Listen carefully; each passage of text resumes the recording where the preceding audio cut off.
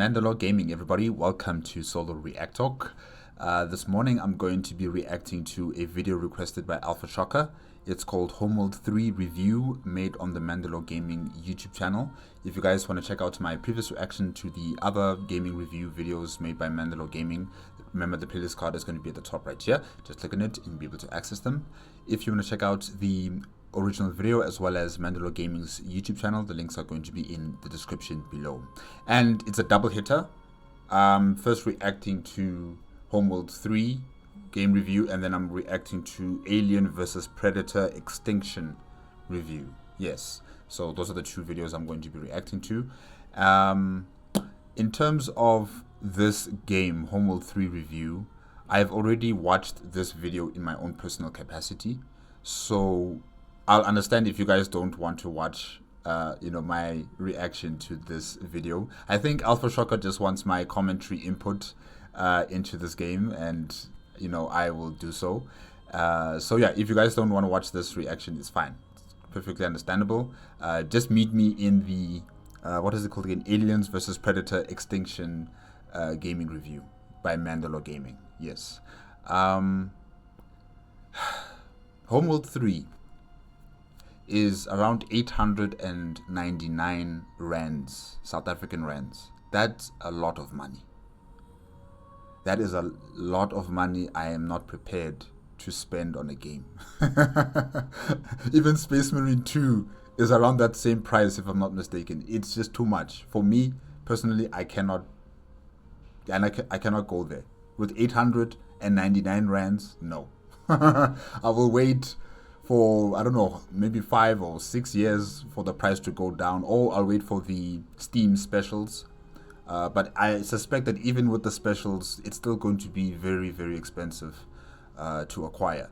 So, I've resigned myself just to watching gameplay on YouTube and the cinematics on YouTube, and that's fine.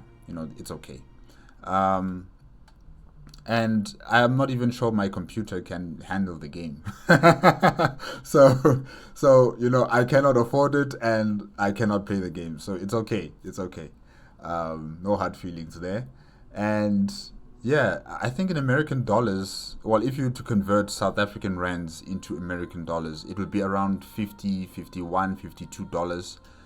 I don't know if that's a lot of money for Americans, but for South Africans, or should I say for myself in South Africa, 899 rands is a lot of money. So yeah, you won't be seeing me anytime soon. Homeworld 3. The game is okay. I like the game. I wish there could be more in the game. And I just wish they could have added a better storyline. I think the storyline is not really concrete. MandaloreGaming is going to discuss about that as well. It's not really concrete. When you think about what happened in Homeworld 1, that storyline was good. Homeworld 2, it's a continuation of Homeworld 1 storyline, kinda, with Karen Sajet being the Messiah or the chosen one, and she's leading the people. She's becoming the Sejuk of her civilization of Higara. But then there's also Homeworld Cataclysm. Now that was entertainment. That was scary. That was taking the Homeworld franchise into a different path that I wish they could have added into Homeworld 3. Bring back, what did they call that nanomachine creature? The Beast. Yes, bring it back. Bring it back.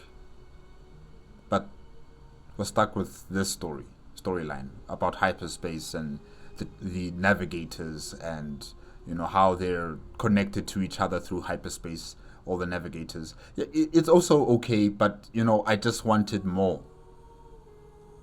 I wanted something similar to Cataclysm as well. Yeah. Okay, let's before I further digress, let's continue with the reaction to MandaloreGaming's video. Okay. 3, 2, 1, Go.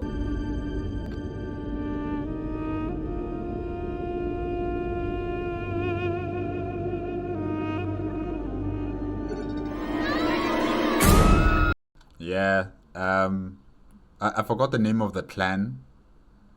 Satwan. Sotwan. I think that's the name of the clan, if I'm not mistaken. But I remember the ship, the Kulan, yeah, from Homeworld Cataclysm, yeah.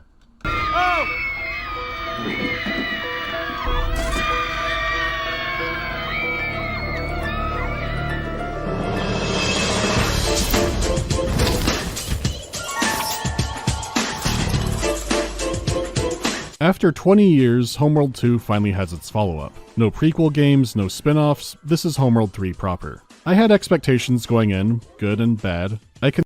I had high expectations, especially from the trailer, the first trailer for Homeworld 3. With the music, yeah, okay, I cannot sing. I cannot sing, but I remember it and I really did enjoy it. And I was so excited. And then it came out. Then I saw the price. Then I saw the requirements, the spec requirements to play the game. And I was like, yo, yeah, it's not my time. It's not my time to enjoy this game. I can safely say, I didn't expect 3 to remind me of Genesis Rising, because the gameplay there was definitely Homeworld inspired, and they wanted to take that even farther with 3D space, but they didn't have the time and budget. I was more reminded of some cutscenes where I had a very simple takeaway. Uh-huh.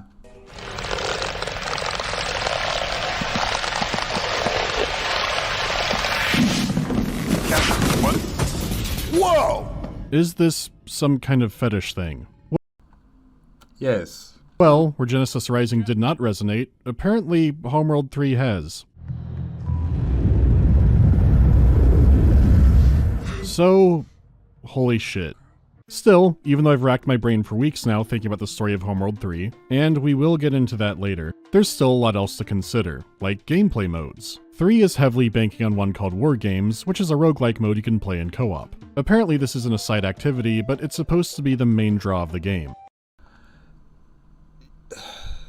This co-op function is not going to be successful if the game is at the price that it is at right now. Maybe I'm saying this out of my own interest, but really I don't think a lot of people are going to be able to play this game because of the price. And that needs to go down. In order for you to have more people acquiring this game and then leading up to people playing the co-op functions, the price has to go down. It has to. Or else only a few people are going to be playing Homeworld 3. Like, I don't even see... There's no interest in Homeworld 3 right now, currently. While on my social media accounts. It was like a flash in the pan for maybe 2-3 weeks. And then it was silent. No one was talking about it anymore. No one was really showing us videos of gameplay of it anymore. On Twitter or X, you don't see any discussions about Homeworld 3 as much. I don't even know the current player base on Steam. How many people are actually playing this game. So I think the accessibility of this game is the main stumbling block that needs to be destroyed so that people can further access this game, I think. Mainly I am, talking out of my own interest, but I think that's a very important point to make, that the price tag for this game is just too high. At least that's how it comes across when the entire post-launch support plan is all about War Games. There will be some new maps and other changes to Skirmish, but wow, they are all in on War Games. It is worth pointing that out because I mainly bought this for the campaign, but I will talk about all that stuff afterwards. A lot of features and mechanics obviously blanket cover the whole game, but if that is supposed to be the selling point of the game, I'll spend more time on that than I would normally. Okay, so to give some story background, Homeworld 2 ended with the Age of Sajet. The magical hyperspace cores were slapped in the ancient vessel Sejuk, and the network of galactic hyperspace gates were opened. This brought a new age of peace and prosperity, and Karen was truly the chosen one. Homeworld 2's story wasn't so good, but it's been over a century since then. You now play as Imogen Sajet, the granddaughter or pupil of Karen Sajet. I think because they belong to the same clan, they must be related. Maybe by blood, yes. Maybe this is her grandmother or her great aunt. She could be related to her by blood, but also just by clan. Um, because after the cataclysm, or should I say, after the destruction of um, their first home, well, the desert world of Karak, after the destruction of Karak, only like 600,000 people survived through that entire, apocalyptic event.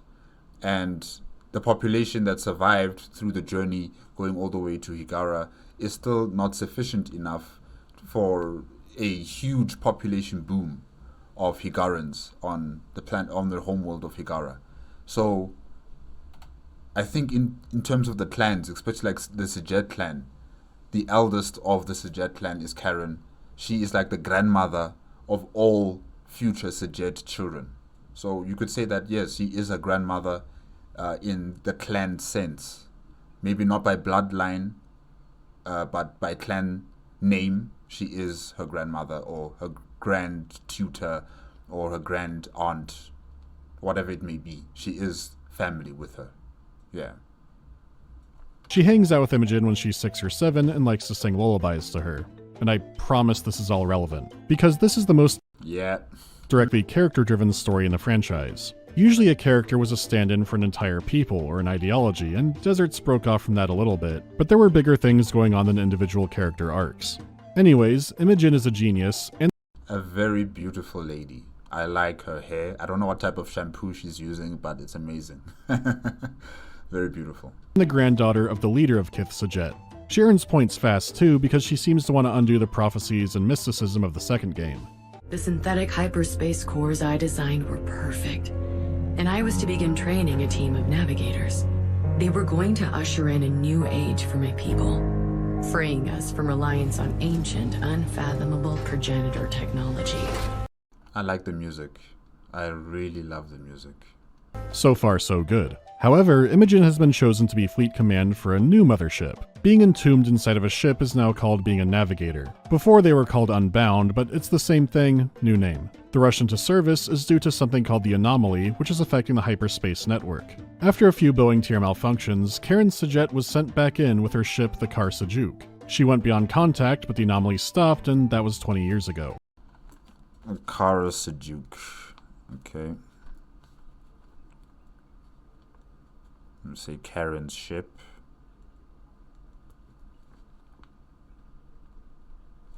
Okay. Until now, when the anomaly region suddenly reactivated and threw out tons of space debris, killing billions. It's too targeted to be random, so something is trying to wipe out all of galactic civilization, and the stakes are impossibly high. Okay, this is also another issue I have with the game.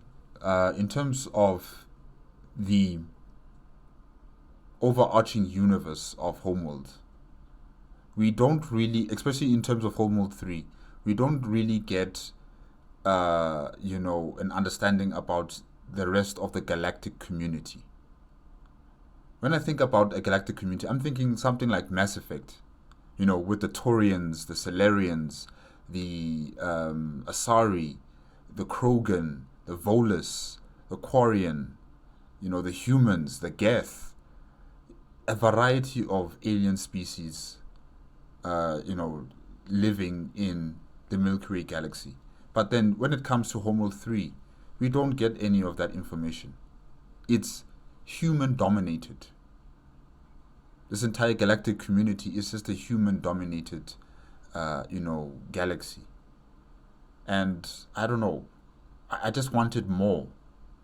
I wanted to see other alien species using hyperspace technology, jumping in to help out the Higarians, fight against, this existential threat that is threatening the entire order of the galactic community. Give us more than just human beings. Because really, I think the fact that they added cinematics, and it's a far more concentrated personal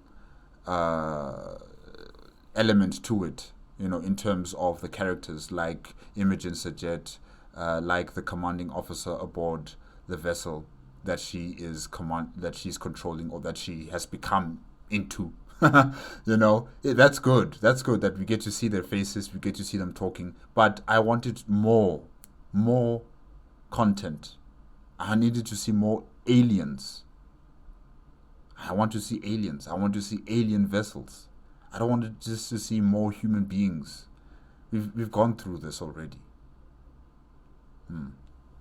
Simulation we've run results in the total collapse of galactic civilization.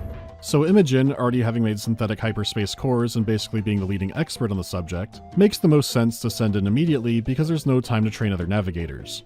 The journey takes you across the galaxy trying to find the source of the anomaly, and trying to find out what happened to Karen's jet 20 years ago. Without spoiling anything, the story feels a bit like Homeworld 2 2.0. A lot of the concepts here were planned for the original 2, but they proved too ambitious and demanding for 2003. Like having gigantic megastructures you can navigate inside and around, compared to the actual release, which just had them mainly in the background. Yeah. In terms of these gigantic megastructures, I also don't really like the fact that they're so up close and you are boxed in playing in this giant megastructure. I think in majority of the missions you are playing in such environments, and I don't understand why did they think that this was a good idea. When I first watched the gameplay for Homeworld 3, I was excited. I was really excited until I went back to Homeworld 1. And then I realized that, they're missing a key element, and that's space. That's the void, the darkness, the stars, the nebulas, the things that made Homeworld 1 so rich and so beautiful, and something that would make me feel immersed in this game. Homeworld 3 was missing that. I liked the cinematics. I liked the ship designs. I liked the music that was playing. But then one of the most key important factors is space, and it was not really there. And I think that was a major flaw that they should not have, committed to when making Homeworld 3, really. There were some structures, but not too mega, and even the remasters didn't try to touch that up. They did pull off having these massive structures, but let's look at everything else visual too. I see. When it comes to the interface, the good news is that some improvements are made after the public demo because the game was delayed again. Even though there are tabs I wish I could remove like gameplay events or speech recall, you can at least scale the entire interface now. In fact, all the controls and visual indicators are extremely customizable. You can even choose a baseline preset, in my case the Homeworld Remaster controls, and then work from there. It can take time to get all your space paperwork in order, or your fleet roster will switch around if there's an option buried for it somewhere, but the big ones can be taken care of, and the one to point out especially is N-Lips, which stands for Nonlinear Inverse Perspective Scrolling. In human terms, in the old games when you zoomed out, some ship models would actually scale up a bit, just to make them more easily selectable and see what they're doing, and if you zoomed in, it would go back to the normal scale. The effect worked so well that it was fairly hard to notice if you didn't know about it. As for Homeworld 3, it was bad in the demo, so they added a scaling option, and it's still fucking horrible. These are tiny strike craft, and the sense of scale is completely broken. For reference, here's how big it should actually be. Where you couldn't tell before, I think it should be a bit smaller. or you can almost see the ships actually scaling with the camera this round. I'd imagine if you don't know about this setting, it makes the scale and feel of fights incredibly strange, to the point that it looks like fighters would barely fit inside the carriers they're chasing, or your tiny probes look like large warships. And this is all on the bare minimum scaling option. There's a chance you still might find this handy, but for the most part, this looks insane, so I'd recommend most people turn that off. Because with all the tools at your disposal, it's still easy to keep track of things. It's just that now you could do it without your ships. Oh, fuck. Anyway, I do like the look of the new mothership, the Kar Kushan. Compared to the Pride of Hagara, this does properly look meant for war and exploration. Yeah, I don't think so. Maybe exploration, but not a warship. I mean, it still only uses point defense guns as its main primary weapons, if I'm not mistaken.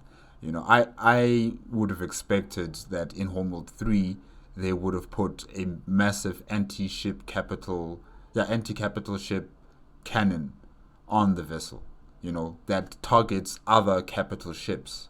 Not the smaller craft, but it targets capital ship, type ships. with its main primary weapon.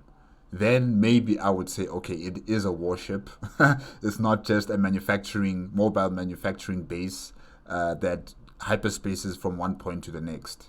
So right now, I still see it as an exploratory vessel that's been created by the Higaran military, but not necessarily a warship. It's beautiful. The design is beautiful. I really do like it, but it just doesn't have that firepower for me to classify it as a warship. Yeah.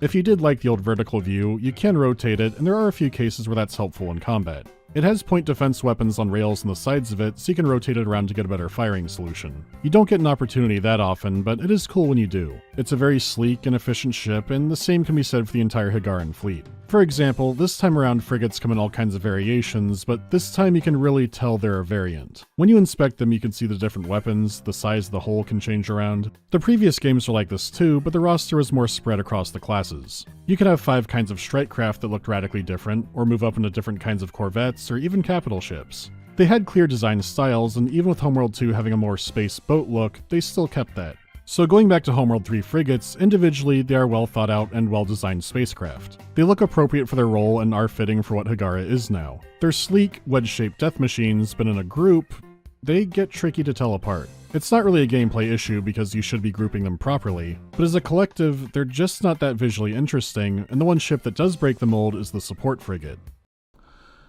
Yeah, I think in terms of the designs of the vessels, I do like them, I do.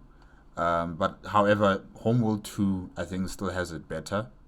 Homeworld 1 definitely has it better. That's just uniqueness about those vessels that just outshines anything else in Homeworld 2 and Homeworld 3 and even Homeworld Cataclysm. Really, the vessels in Homeworld 1 were very unique, very bulky. They had this rugged look about them. They looked very industrial. But in Homeworld 2, streamlined, efficient manufacturing of these vessels is like copy and paste, copy and paste, copy and paste, especially with the fighters, because you get like an entire squadron of fighters coming out. And now in Homeworld 3, yes, they also look good. It's just that it's not really, you can't really distinguish, what is the destroyer, what is the frigate. Maybe you can, differentiate between the battle cruiser and the fighters and the corvettes. But then these 3 classes, the destroyer, the frigate, not 3, but 2, yeah. The destroyer, the frigates, they kind of look very similar.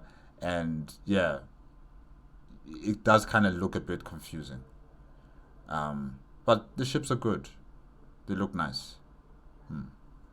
Again, they are all the same ship class, so this does make sense logically. The problem is the rest of the roster. Higarans now only have one kind of corvette, which does look to be an evolution of a mover. When you get a destroyer, it's unfortunate. It's the same wedge shape as the frigates. And the battle cruiser gets wider, but it's a similar profile.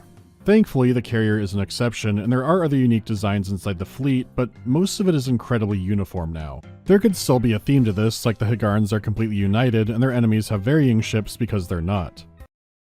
And also, I think they should have added another storyline to the main story, like a new dynamic to the storyline in terms of the clans of Higara. Just like in Homeworld Cataclysm, how we had the, what are they called again? The Samtwa or Samtuan clan, the vessel, the Kunlan, and the clan that was controlling that ship, the Santuan clan, I think that's what they were called.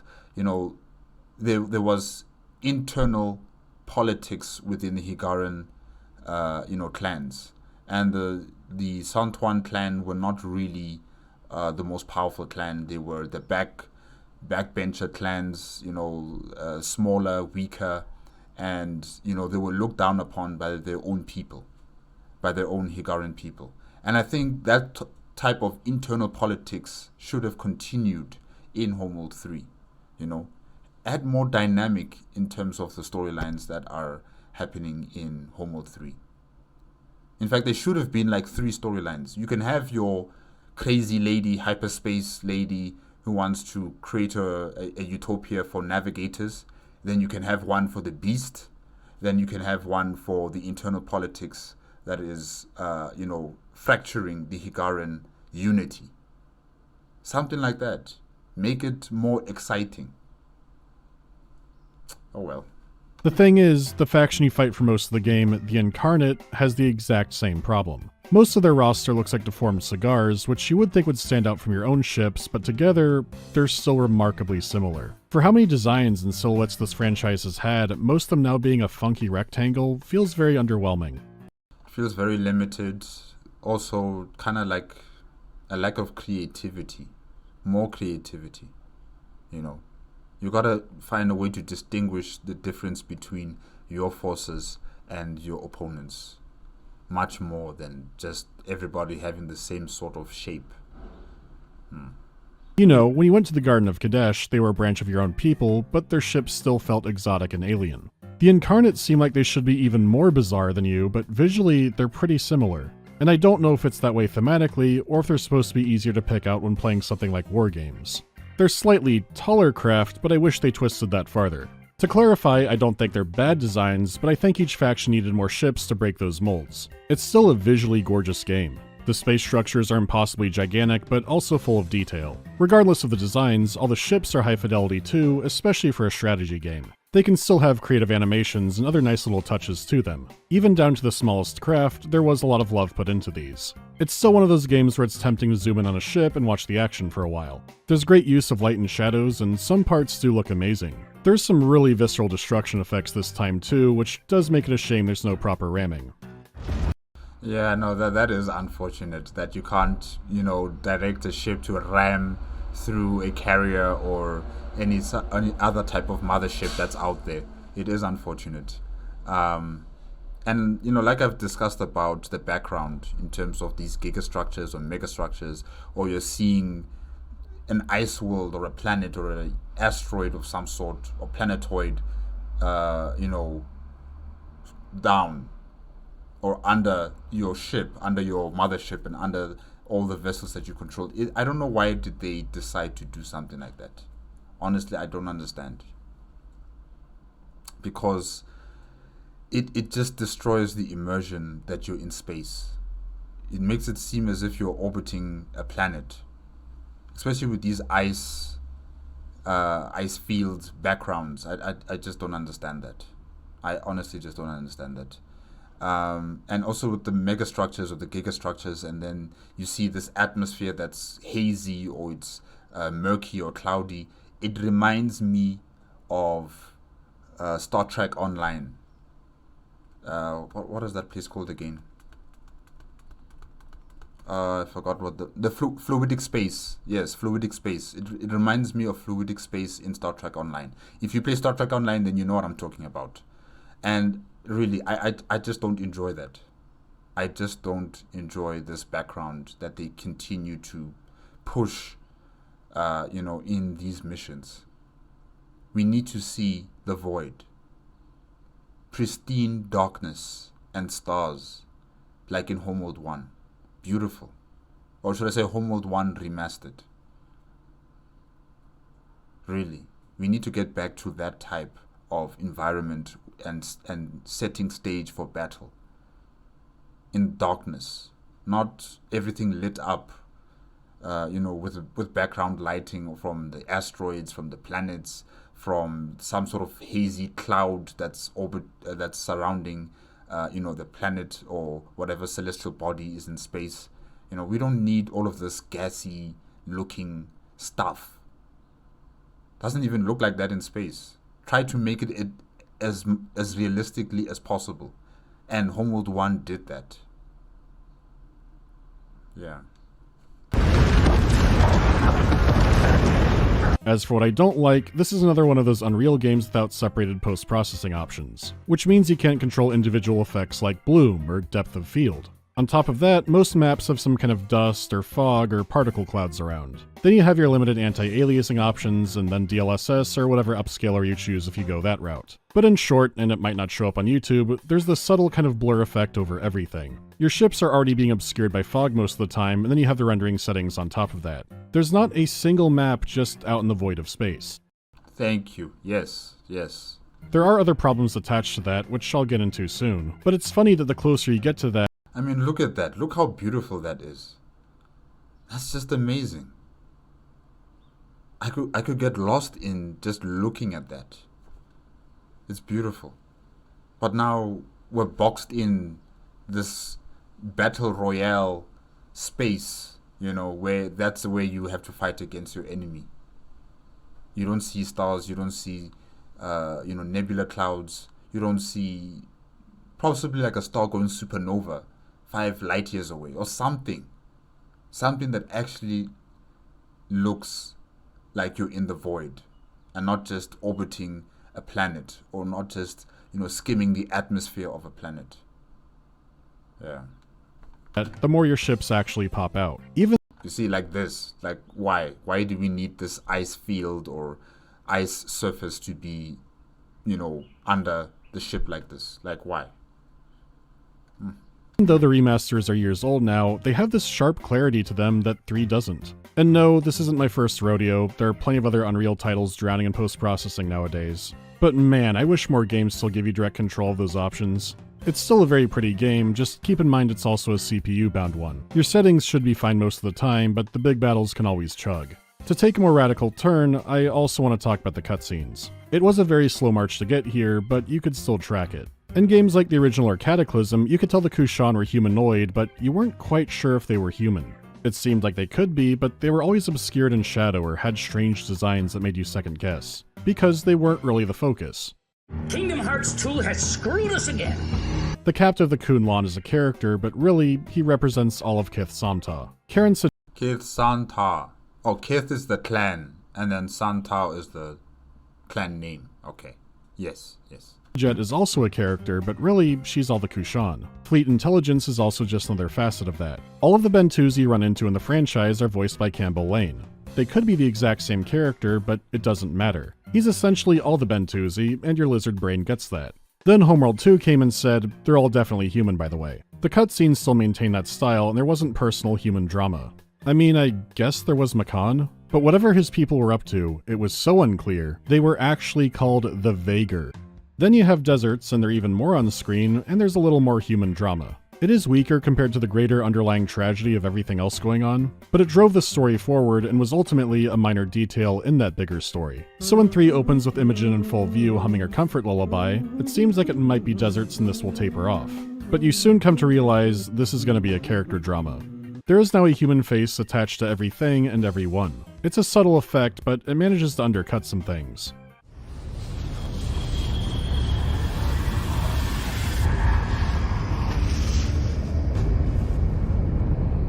Hear me now.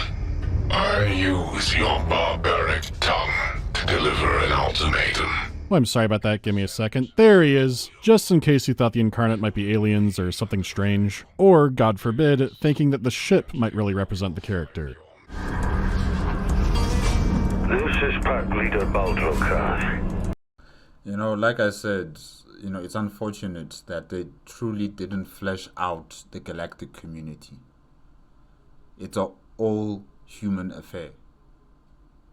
Just human beings throughout the entire galaxy. So far, as we can see.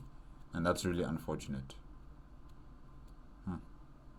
I have demands of yours, Sage. Who? Maybe this was inevitable with the RPGs and other spin-off media it has. It feels like we've lost a lot of mystique. Beyond that, the more simple cutscenes from before were something unique about the games. Now we're firmly in the uncanny valley. I'm fine losing that mystique. Just add spice. Add those aliens. Make it unique. Give me something like Mass Effect. Going for high fidelity, but character lines don't quite match the lip syncing, but above that, the characters can be wildly over-animated for their delivery. This isn't... I think the reason why it's so highly animated like this is because she was entering into this hyperspace mental realm, and maybe things like the perception of the world is totally different compared to the real one. Yeah, I think that's the reason why things are so dizzy and fast looking in this cinematic when she is entering into this hyperspace mental plane. Yeah. Where am I? Intel, this is Fleet Command. Please come in. Does anyone read me? Sans and sinners, how did I get here? I'm not sure why they went with this direction, but I did find something interesting while reading the game's manual, which was written by Homeworld's original writer. It has all the new history, ship information, but something else caught my attention. It's Imogen's first line, which, if you read it before the game, is her introduction. Just Imogen is fine. My project director told me I had to put a human face on things, so here I am. I thought that was interesting. Ponder that. When it comes to the game's soundscape, overall, it's still great. You hear the rattling of ballistics and the punch of heavier weapons, and it maintains the professionals under stress voice acting. Capture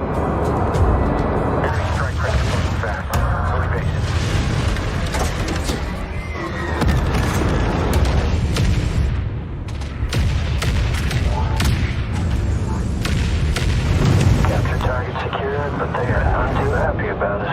Ops, advise caution during crew transfer.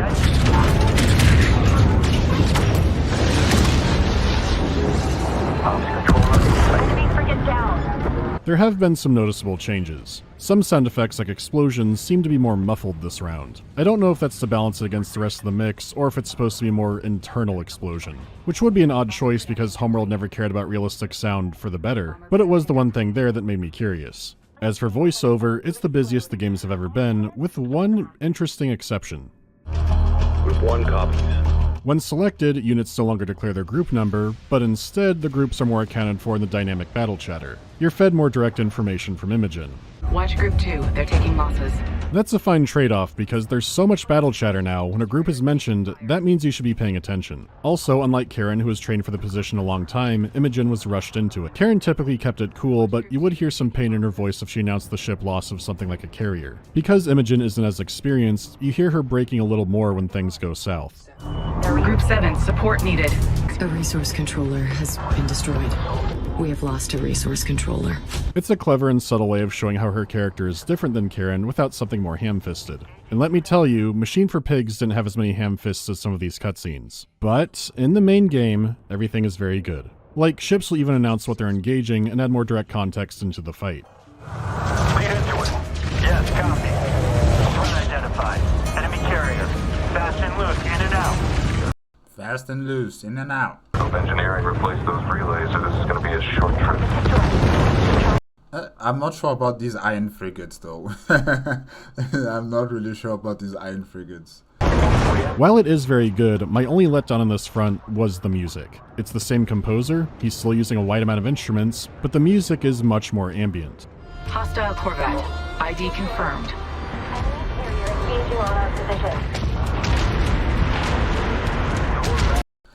In terms of the soundtracks, I think I'll have to just listen to them individually on YouTube. But I think that it's okay as well. Maybe it's not as bombastic or as, actively loud like in Homeworld 2 and Homeworld 1. But I think it's fine, Yes, it is a bit subdued, but it's fine.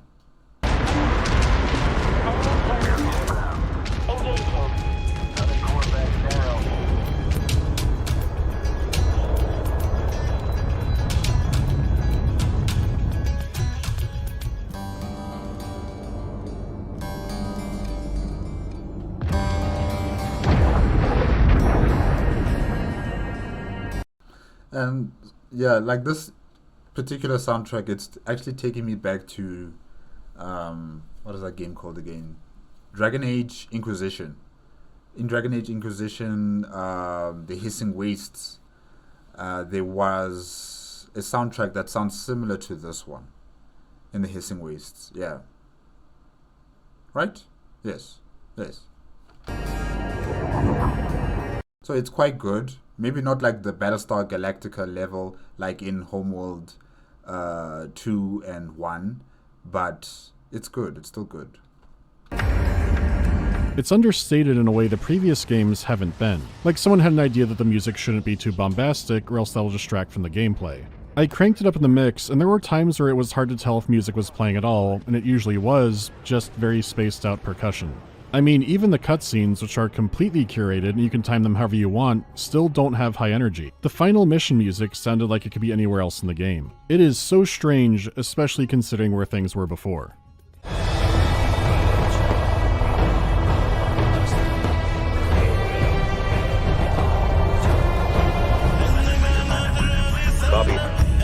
Border confirmed. Group 10 reports enemy contact. Confirmed. Moving to destination. Heavy fire confirmed. Ready. Cryogenic trays have been processed, and our colonists Number one. Number one. are safe for now.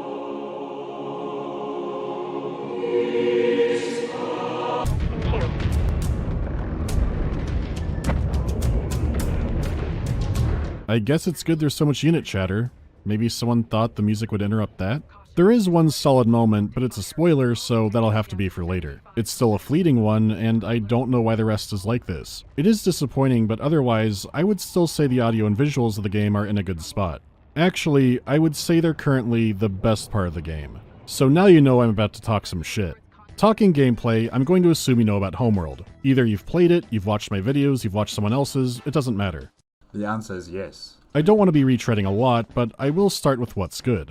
Having so many control and interface options around is welcome. There's a hotkey for selecting damaged units in a group, and it makes redocking for repairs easy. You can go as far as customizing the exact percentage that would count as damaged. Your shipbuilding icon shows how many you already have, which could be redundant, but it is nice. If you find everything too overwhelming, you can pause or slow down the game to give orders in. I don't use it, but it's a handy option, and the game has tons of handy options and features like that. I could go through a lot, but the problem is the basic things that aren't in the game or non-functional. Then add on a pile of behavior problems, missing features from previous games that would have made a lot of sense here, and then the general balance on top of all of that. So let's start with Grugbrain RTS basics. Unit stances are a good place to start. Will they chase their enemies, hold their ground and shoot, or do nothing? In previous Homeworld games, these would affect a ship's maneuverability and firepower. Aggressive would have you dish out more firepower while being less maneuverable, and evasive was the opposite, and neutral was a nice balance. There were also tactics, which is usually what you think of stances being, where it decides how they engage with the enemy. Do they chase them or hold still? 3 only has regular RTS stances, which is a step down, but the behaviors are bizarre, because they're also kind of combined with the old stance system. So aggressive ships chase enemies down until one of them dies. Simple. Then neutral ships will chase enemies a short distance, but are mainly just defending themselves or nearby vessels. But they'll also try to maneuver around objects in space to use them as cover. So for example, you can't send fighters out to chase something using less firepower but using cover, you can only choose between those two options. Those don't really go together, but then there's the third option, which is passive, where a ship does not attack unless it's attacked. That turns it into a bit of a brick, but what if you have a long-range ship like a torpedo or ion frigate and you want it to hold position and fire from max range? Not only is that not possible to order, but torpedo frigates are completely broken. They only fire from max range and will even retreat back in order to do so. If you've played the game and wonder why they wander all over the place, that's why. The issue is, even if they fix this, there's no way to make them just hold position and shoot.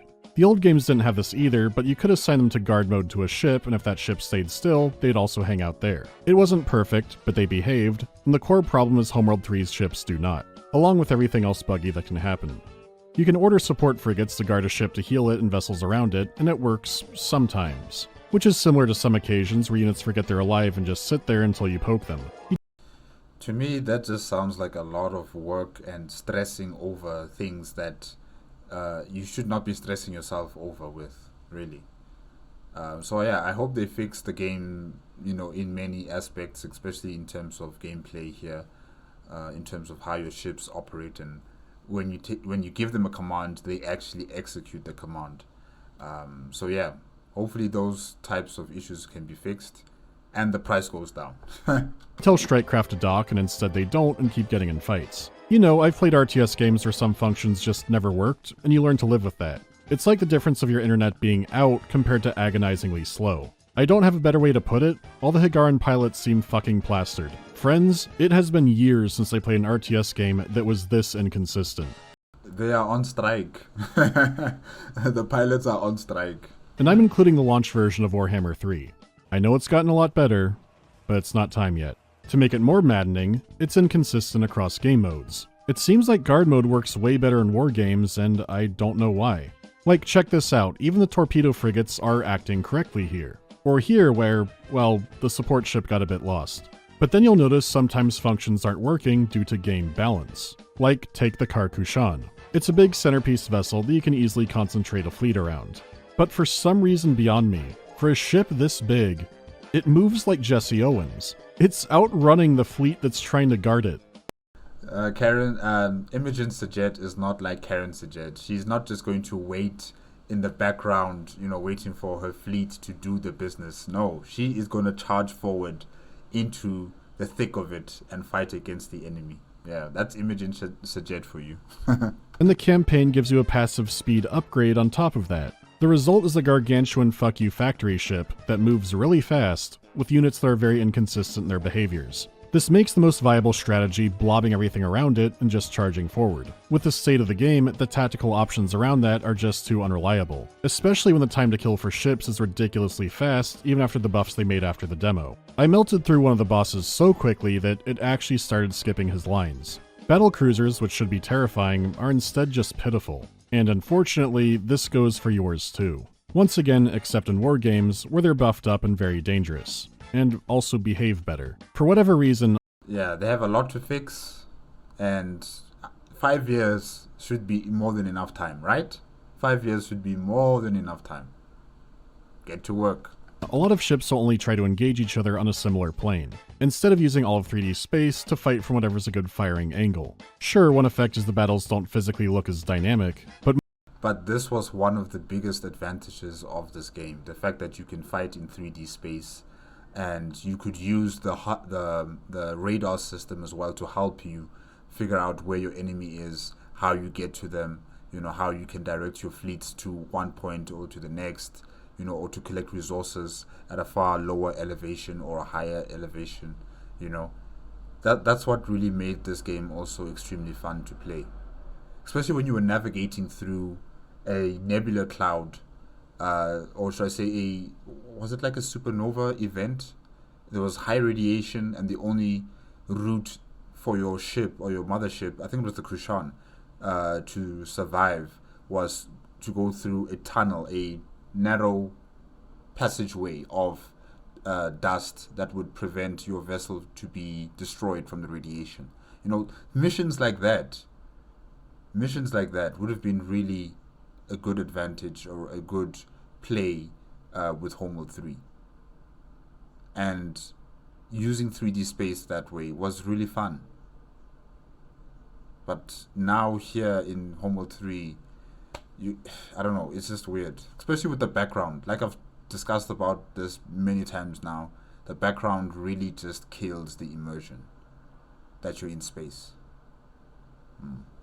More importantly, it goes in the list of why isn't my ship doing what I told it to. It might be trying to line up evenly with an enemy, like they're space jousting, or the enemy ships will slam face down into yours. Like a school of Amazonian catfish who just smelled the biggest Gushers enjoyer take a hot piss in the river.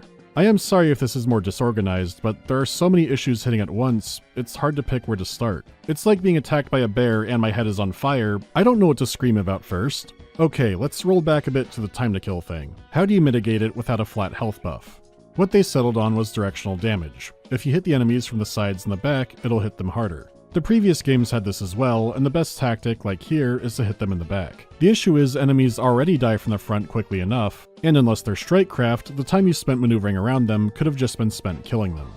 Well, Homeworld 2 beefed up capital ships and added subsystems. Cataclysm sort of had this first, but this is a way better implementation. Besides letting you customize and upgrade your ships a bit more, it made capital fights a lot more tactical. You could target... like in Homeworld 2, I never really focused on the tactical, the upgrades of a vessel. I never really targeted them. I just generally just told my ships just to attack that vessel, saturate it with your numbers and destroy it. That's that's all I did. I never really focused on the subsystems or the upgrades of a vessel. I should have, but I just never did it. enemy missile batteries or facilities that made smaller craft. They were longer fights and more engaging because you decided what to cripple first. Directional armor was still in play too, so you had a lot to consider. Capital ship battles could still become a blobby slugfest, but during that you could play the game on a micro level, launching bombing runs in facilities, filling their fuel tanks with sand, whatever. It was maybe the best gameplay addition Homeworld 2 brought, and it's not here. Now, the gameplay reason is that, I don't know. I don't have all the answers, I don't know what's going on.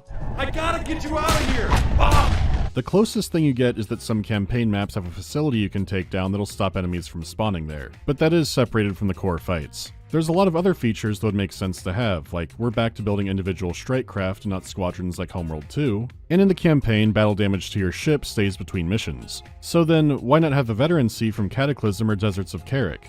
Actually, if the mothership is going to be so proactive now, that power shunting mechanic could have been great here too. And yeah, I know it's usually low-hanging fruit to go, the new games don't have things the old games had. I would understand more if Homeworld 3 was just different, but it's a step backwards in multiple areas. So let's talk. It's like they didn't even do their homework diligently enough when it comes to Homeworld 1, 2, and Cataclysm. They just didn't really do enough homework. They just didn't ask the player base, what is it that you guys really want in Homeworld 3? If they had only asked us more questions about, what, would you want in Homeworld 3? Not come in the position of arrogance and thinking that you know best, that you know what people will want. They should have asked the player base, what do you want us to add? What do you want us not to add? How dynamic do you want the story to be? Do you want more stories added into the game, or just the main storyline and that's it? They should have asked these types of questions, but it's too late now. Everything is set in stone. We'll just have to wait for Homeworld 4. About things that are new, like unit abilities. In the demo, these had no drawbacks, and you would basically want to spam them as soon as they were off cooldown. In theory, you could time them more tactically, but there was barely a reason to with the fast cooldown, and the effects would usually be a flat speed or damage buff, or some kind of active extra damage ability. A few of these were reworked before launch to have some kind of trade-off. So some have more thought, but others are still click every 45 seconds for extra targeted damage. So a lot of the micro potential is selecting a ship to use an ability to shoot a ship you were already shooting, or increase the max range of torpedo frigates temporarily, which currently makes them more of a problem. The mothership's missile is neat, but it's in the same territory. If you could auto-cast a bunch of these, I bet people would do it and not look back. Plus, you already can auto-cycle some like the bomber's cloak. There are precious few utility abilities, and some are just bad, like do you want to turn off all the battlecruiser's guns to buff its allies? Though with how bad the battlecruiser is, maybe that's okay. Once again, the abilities could make sense if you're having to maneuver into a vulnerable position and then fire away and maybe it had a longer cooldown, but the time to kill is already so fast that that factor doesn't matter. And all of this factors into the space structures as well. You can use them as physical cover or to hide from sensors or navigate through tunnels. No. Face me on an open battlefield. May the best mothership win. Simple as that. I see you, you see me. We dance. We destroy each other in glorious combat. They introduce it as a great way to flank enemies, vanishing from sensors, appearing somewhere else, and then hitting them from the back. Or you can do a kind of Death Star run through a trench to avoid enemy fire. Unfortunately, it only comes across as a gimmick, and even when it's first introduced, you can completely ignore it to no consequence. It's a mess. The idea of space cover is interesting, but ultimately, I just wished I could stick vessels onto the mothership. If they could stick to a side of it consistently, that rotation move could be really fun. Right now the cover is rarely useful, and if you set them to the stance to utilize it more, they'll usually weave between it and expose them to more fire. I wonder, can the mothership also, either turn horizontally or it's, either it's in its horizontal, what am I trying to say?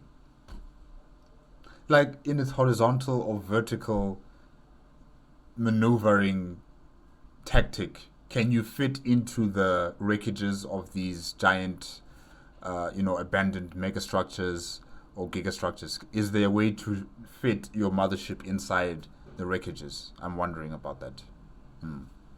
Which means you have to babysit them to use it effectively, when you could just be death blobbing again. Homeworld 3's problem is multiple design and functionality issues colliding at once.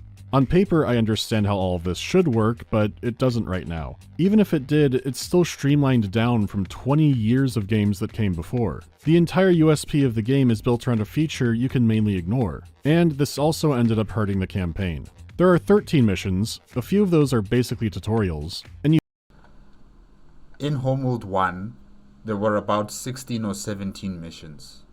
I'm not sure about Homeworld 2, but Homeworld 1 had 16 or 17 missions.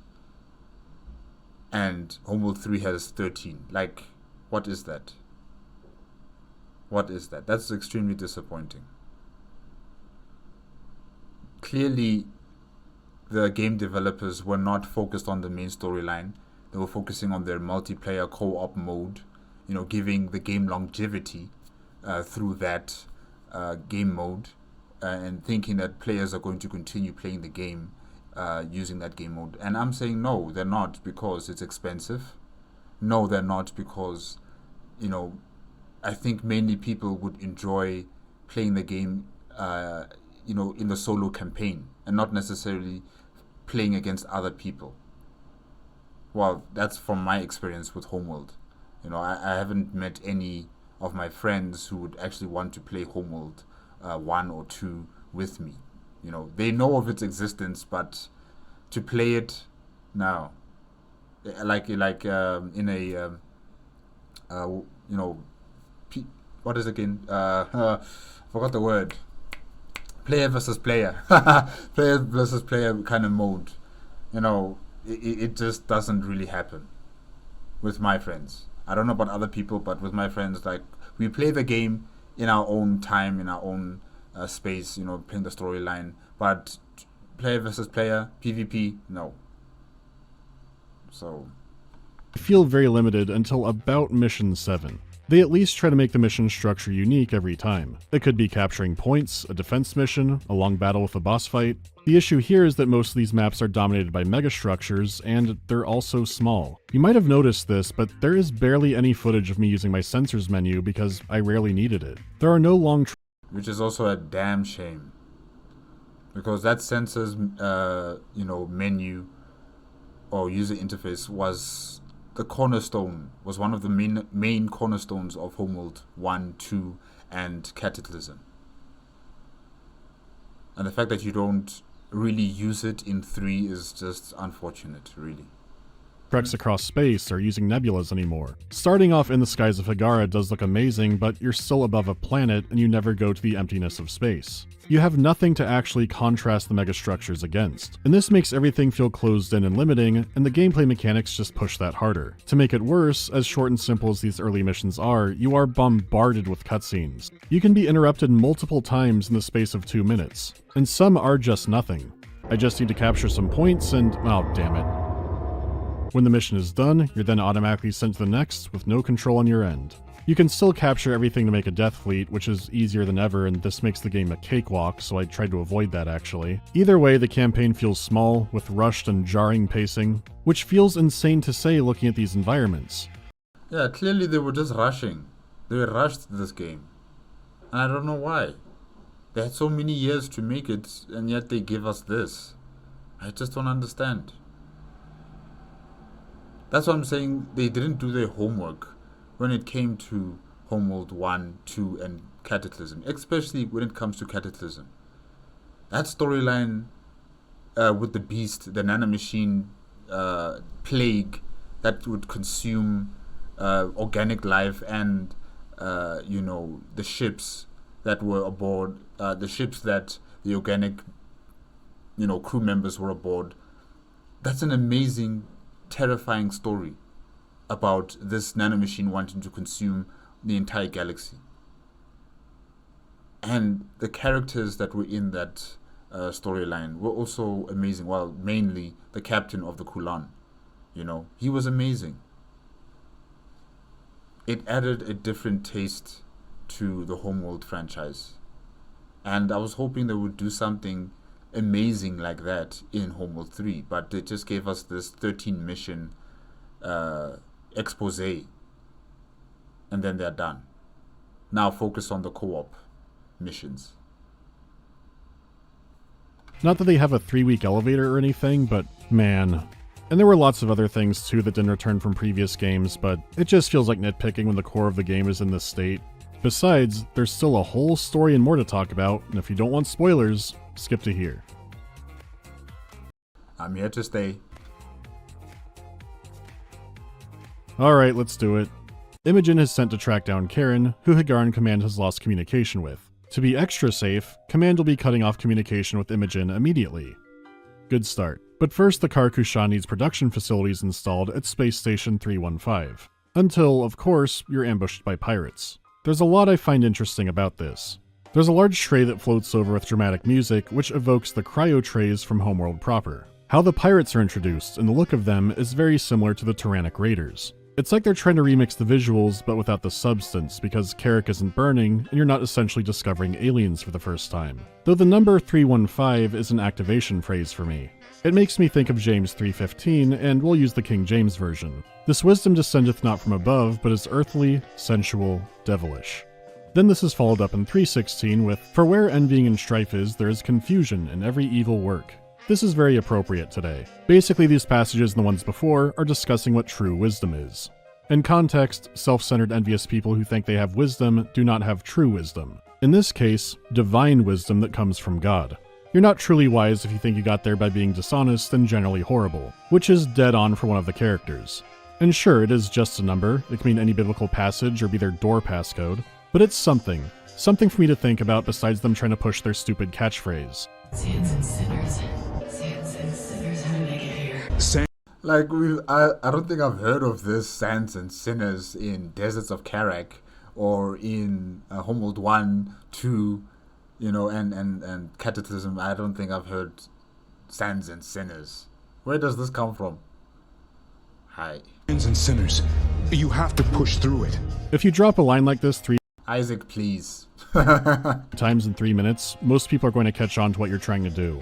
I'm very sorry, but I will not be buying a t-shirt today. When it comes to writing, there are more signs of little things having gone wrong. Like Fleet Intelligence Officer Isaac identifies the enemy as Kalan pirates, giving you pointers to take them down, and then later Imogen asks who they are and he explains that they're Kalan pirates.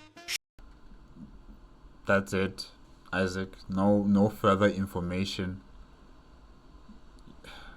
Sure, it's an inconsequential detail, but very early in the game. Probably a small thing that had to be rearranged for some production reason. I look at this in a different light now because I've seen the credits. Can you guess how many people have a narrative credit on the story?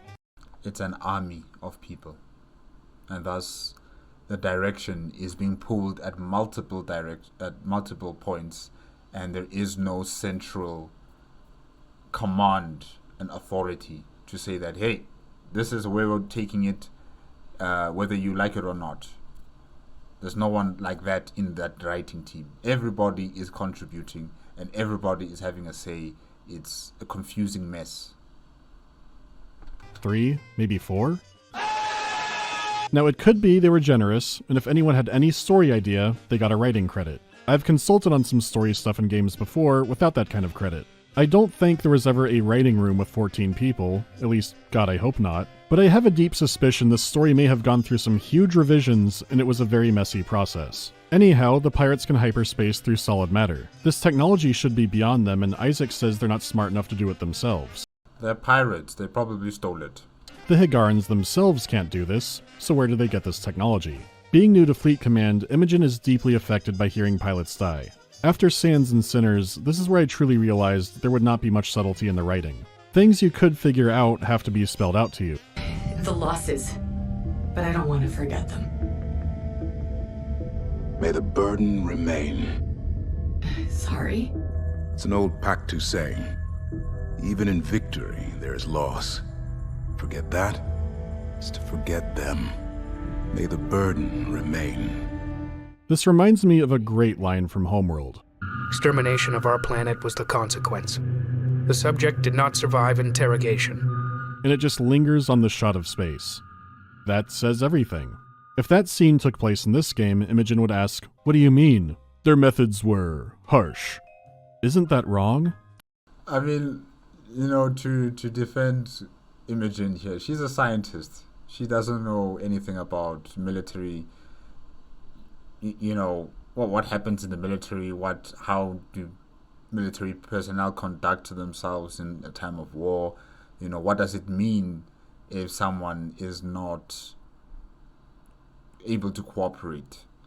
What happens next? She doesn't know any of these things. So yeah, probably her questions might be coming from a point of ignorance, and she's inquisitive. She would want to know, like, what do you mean exactly? Can you explain it further? But to us as the players, maybe we understand what Isaac would say if he says that the prisoner did not survive the interrogation. But to Imogen Sajet, she just wanted to be clarified 100%. She doesn't want to go on assumption. They destroyed our planet, Imogen. It doesn't mean we have to be monsters too. I am getting ahead of myself because you haven't seen the melodrama this game has, but it genuinely feels like a YA novel. When Imogen said she felt horrible for their losses but didn't want to forget them, and Isaac said let the burden remain, you could probably put 2 and 2 together. And a super genius like Imogen probably would too. It is possible this is a way of showing her character isn't connected to Kushan culture. Besides being entombed in the core, she has an extra set of literal walls around her. But she's not cold, or I don't care how many lives it takes, the mission comes first. She clearly already cares about her people and feels awful when she loses them. So at worst, it seems like she spent most of her time in a laboratory doing STEM nerd shit and doesn't know some basic things and is just kind of awkward. Whenever she jumps to hyperspace, she has strange visions of what appear to be Stinger Flynn's island. A mysterious voice calls out to her, telling her to impose her will. I kind of wish I wrote a will before playing the fucking game. When you finally catch up to the Kaelin pirates, they call you the War Sage and accuse you of working for her. They don't elaborate on what this is, but change their mind during the fight, saying they're caught between an oblivious giant and a mad god. They die before they can drop any more hints, but Isaac still delivers a rousing speech to the crew. He gives them the full declassified mission briefing so they know the stakes, know how dangerous the anomaly is, but reassures them they have the finest ship and navigator in the entire fleet. It's a dense speech, but when Imogen asks if what he said was true, she clearly means, does he really think she's the best navigator? At this point, he should have just kept on with the lie. He said, yes, you are the best navigator, you are the person who is going to lead us to victory. Yes, I believe in you.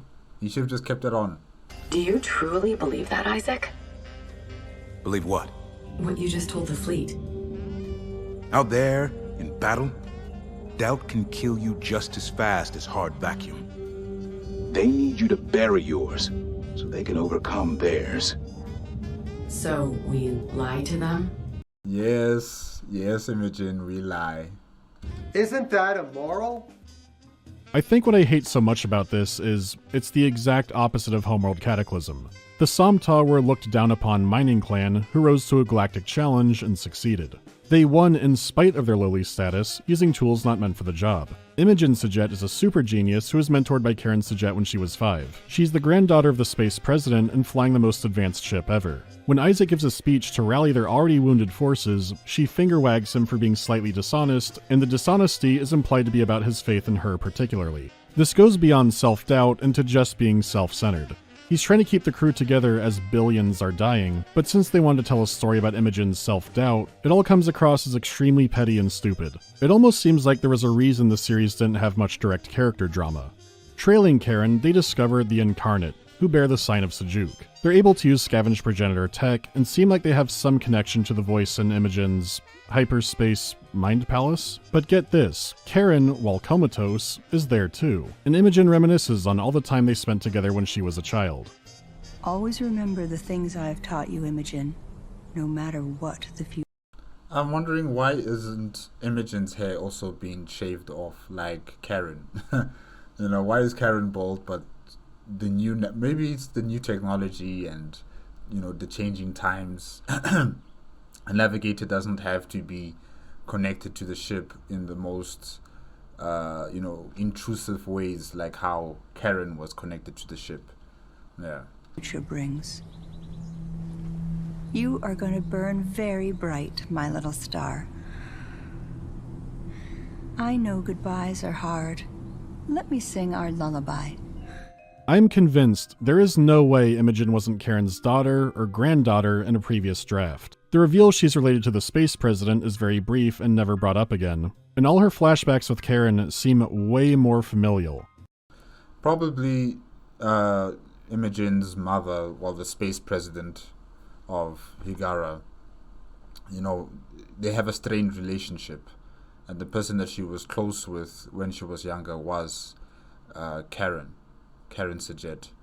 And like I said, maybe Karen Sajet was like a grandmother or a great aunt family figure for all the Sajet offspring. You know, all the Sajet children, you know, who were born.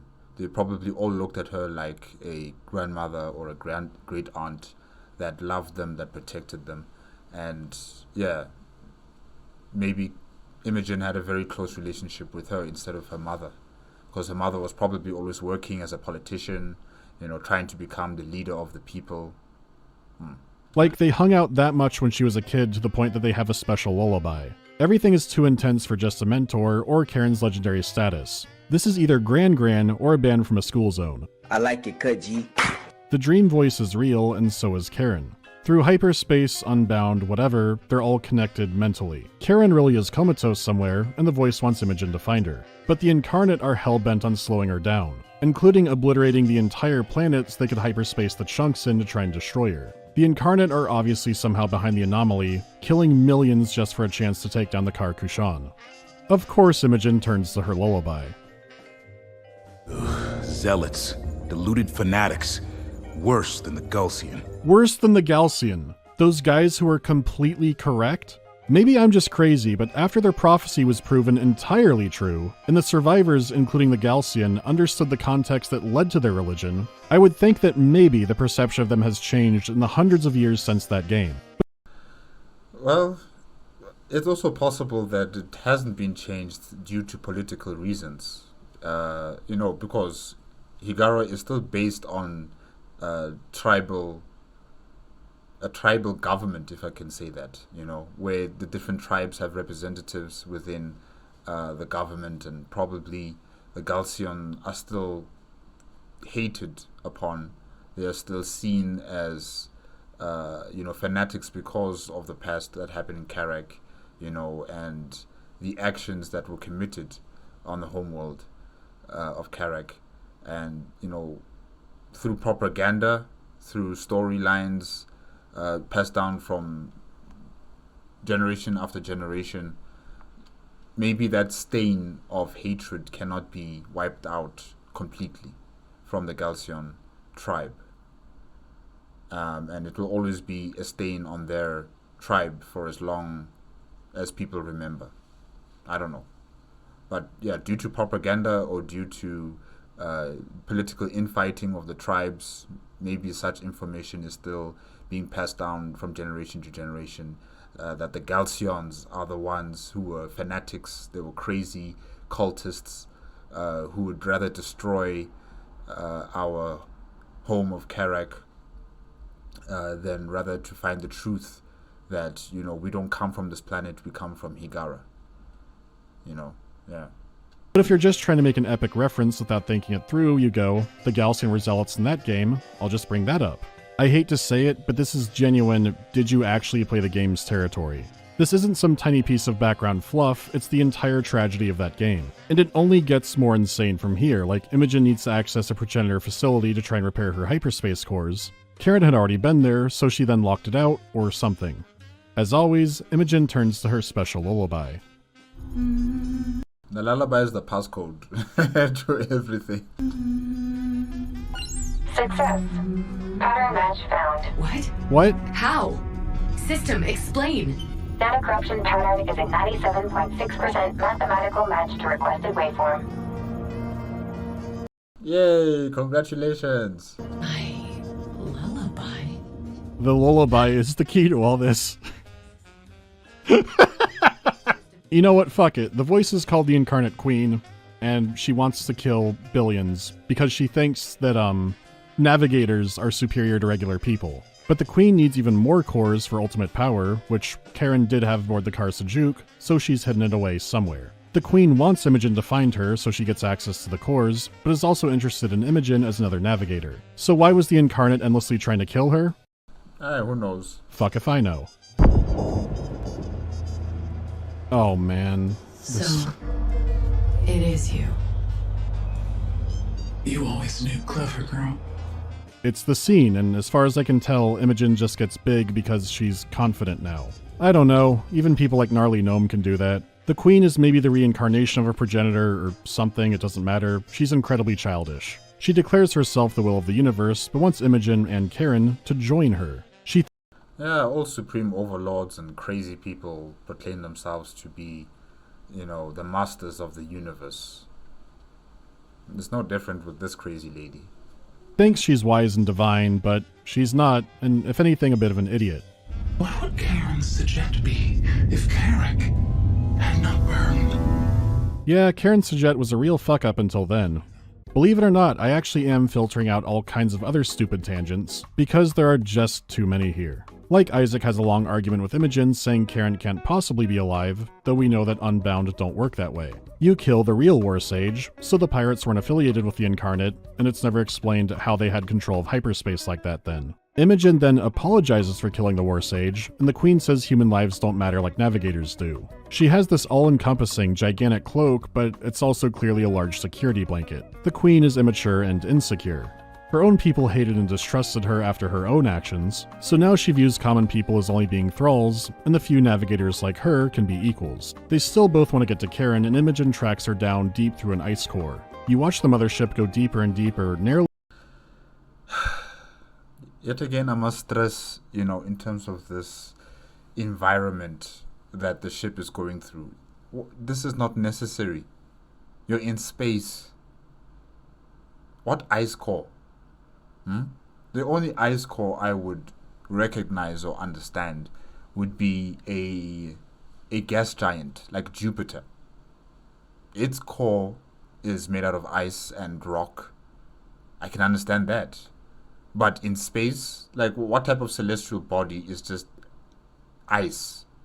A comet? Okay. But honestly, this ship is so huge.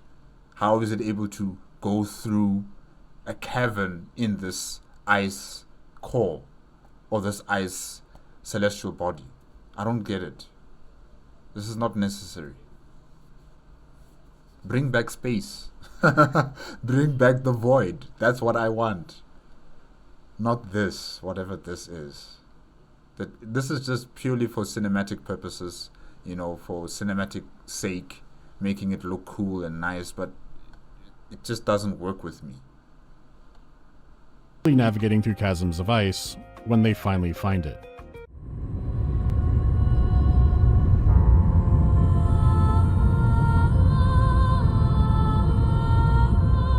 And look, the ship has been out in the open this whole time.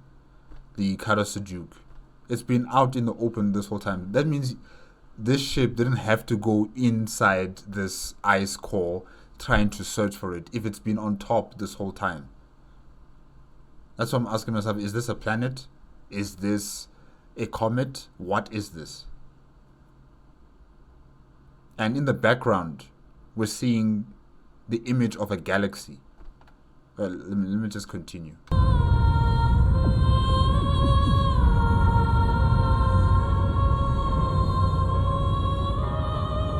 Exactly. You see here, that's a galaxy, or maybe that's a star being formed. I'm not entirely sure, but honestly, I just don't understand this. I don't understand this. What is this blue haze on this celestial body in space? What is it exactly? Is it gases from the celestial body that have been released because of the heat from that star formation there, or what? I don't know. This has been the most uncomfortable thing about the game for me. The fact that we are not in space anymore. We are orbiting celestial bodies. We're either orbiting planets, or we're orbiting asteroids or comets of some sort, or moons, or megastructures or gigastructures. We're fighting in that. Like,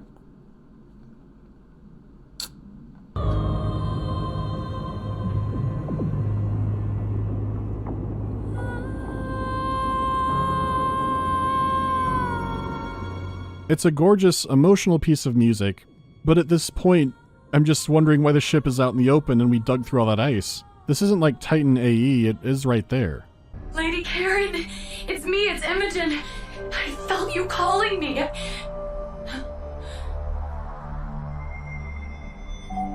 Yes, Imogen. I called out to you as soon as I sensed your presence. You know, mysticism in Homeworld was a framework. It wasn't supposed to be actual magical things happening. When you think in space magic, you get scenes like this. The lullaby. When you sent your distress call, I was only a child. How could you have known that I would find it? I didn't know, Imogen, but I hoped. And here you are. Fuck it. Karen just figured the 6-year-old she knew would one day grow up to be Fleet Command, and would follow in her footsteps, and also would still like that lullaby she taught her when she was a kid, and would then sing it to unlock the hyperspace repair thingy, and then track her down. Because she had faith in her when she was, like, watching Tigger. Fucking what? Maybe she has precognition abilities, you know, maybe she can see into the future through hyperspace, I don't know. Maybe she believes it was hope, you know, her hope or her belief that Imogen would find a way, you know, to find her. But in reality, it might have been the hyperspace mental realm where she is able to exist that's given her the ability of foresight. I don't know. Something. there has to be some sort of explanation. Really? That's insane! This story is insane! I don't need to break down what's wrong about this, it's just obvious nonsense. It would be like me saying, yeah, I taught my neighbor's little kid the Dora the Explorer theme song, and then banked my entire plan on repairing an aircraft carrier for her to say, come on, vamonos, 20 years later. There's more to unpack, but stuff like this puts it in the why bother category. Isaac gives Imogen a long speech where he's sorry for not trusting her. Then the next mission starts. All ships, prepare to fire. Isaac, no! I need you to trust me now, Imogen. It's circular, who cares? Imogen and Karen both show up because they're gonna plug the hyperspace cores into her big hyperspace ship thing. The Queen thinks since Imogen can make cores, they can have a new race of navigators, but that's not gonna happen. By overloading the cores, it causes a hyperspace something, and Karen sacrifices herself to die with the Queen.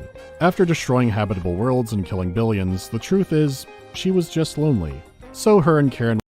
You know, I just wish that this hyperspace queen and Karen and Imogen could join forces to defeat the beast. You know, an existential threat to the galaxy. That would have been a cool ending. All of their forces combined, fighting against a creature that can also access the hyperspace mental realm, where you'd see all three of these ladies fighting against this grey goo, or whatever, however the beast may look like in the hyperspace mental realm, you know, something like that. And then you have one big shebang fleet battle. All three fleets, the fleets belonging to the Queen, the fleets belonging to Karen Sajet, the fleets belonging to Imogen Sajet, fighting for the soul of the galaxy. Something like that, something epic like that. This story ending, I don't know. The first time I watched the gameplay, I liked it. I was like, oh, okay, this is the end. It's quite nice. But then, you know, after I watched the game review from MandaloreGaming, I then realized that, you know, I'm liking it because I'm excited for this game. I'm not really thinking like what could have been done better. And now that I am wishing that they could have just, you know, added more to the storyline than just ending it here. Yeah.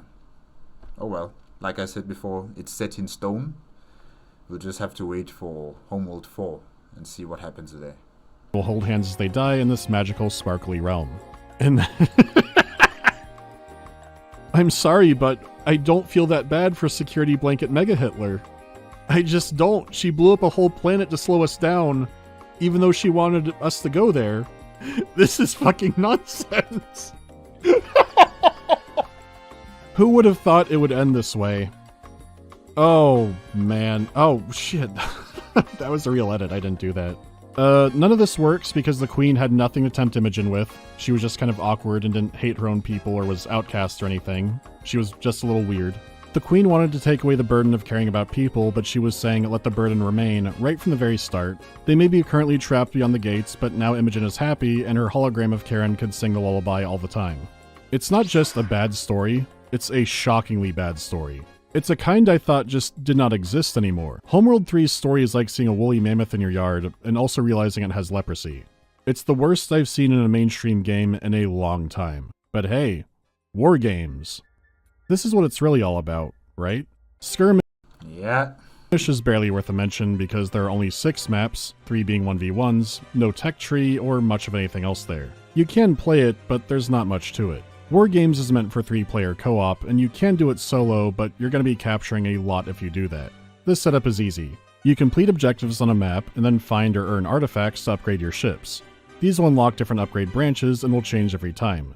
As you level up or do challenges, you might unlock new kinds of artifacts or new starting fleet types. So as you go through a run, you could focus on what ships to upgrade and make something really fun and intuitive to use. For some reason, a lot of Homeworld's mechanics work more reliably in war games. They're still pretty drunk, but it's like they're eating a burger or something now. For starters, this does need to be properly balanced for the number of players, because this will become a solo activity within a few years. Finding 2 friends to play Homeworld with is already tricky. Finding 2 friends to play Homeworld 3 with is going to be much harder. Virtually impossible, I think. But I could be wrong, you know. Currently, it's not very satisfying either, as you only run through 3 levels, and then you're done. There are only 7 maps in total, and sometimes the final mission feels like it should be a middle mission. Like originally this would be 7 maps in a row, but they thought that would wear it out too quickly, so randomized it to try and give it more length. It's okay currently, but if they do polish up the mechanics and add all the stuff they said they would in the next year, it might be really fun.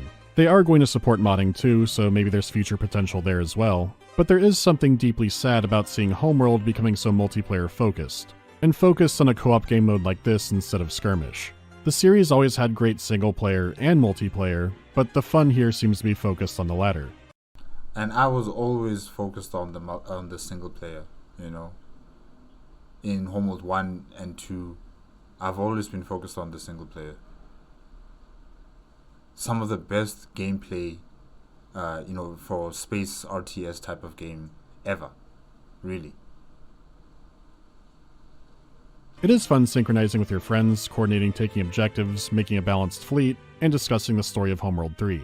I never saw Karen as that. Like, she was important, yes, but she was never... I've come to appreciate war games more for that, because the game basically comes with its own built-in group therapy mode. If war games does sound fun to you though, there's no reason to buy this now compared to waiting another year and seeing where it's at.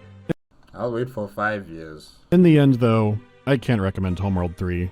They could polish the gameplay up, add a fun multiplayer mode, a lot to skirmish. The story is unsalvageable. This isn't the first series to go through this and won't be the last, but thankfully those old games are always there. When they first revealed the car Kushan, in the in-game sense, I thought it was carrying on the spirit of all its people. On a meta level, I thought it would carry over things from all the Homeworld games before it.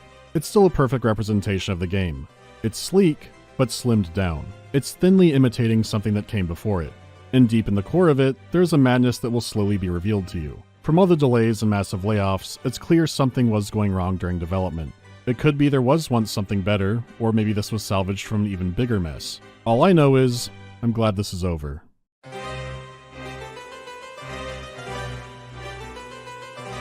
My audio equipment began breaking during this video, and I don't know if it's a curse. What does it feel like seeing every IP you've loved turn into this? It feels great. Turn into what? It was my Eagle Scout project. That was a long time ago, but we built a bunch of benches and picnic tables for a men's homeless shelter. I'm not sure if they're still there. Favorite video game soundtracks. My mind always goes right to Morrowind, but also Red Alert 2. Skyrim. Jet Set Radio, Outer Wilds, there's a whole bunch. If my question did not get picked, can I repost it in subsequent videos until it does? Well, I've answered this now, so now I don't even know. As I progress through the circle of life, am I surprised at how my tastes have changed? I don't know. On that front, it feels like I was mainly done cooking a while ago. There is some stuff I liked as a kid that I still like, but other stuff I never seek out these days, like platformers. I think I need to play more stuff outside of my usual area, which is already weird, and then maybe I'll know where I'm at a little bit better. This was at least a safe bet in not liking something, though. My PC and brain are falling apart a bit more this round, so next time will be better. There is no withdrawal from the garden. Okay guys, that is it with Homeworld 3 review made on the MandaloreGaming YouTube channel and requested by Alpha Shocker. Yes, it is a Homeworld game. Homeworld 3 is a Homeworld game. It just feels incomplete. It feels rushed.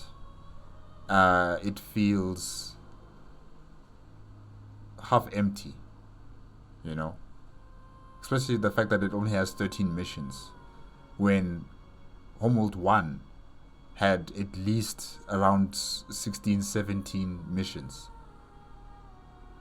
I mean, why the drop in the missions, and why so much focus on multiplayer when the main draw card for Homeworld has always been the storyline, has always been the single player experience? I don't know what do they think they're going to achieve by focusing so much on multiplayer to the point where it's at the detriment of the main storyline. Because now we're lost, really. Well, or should I say I'm lost. I'm not really feeling complete with the storyline for Homeworld 3.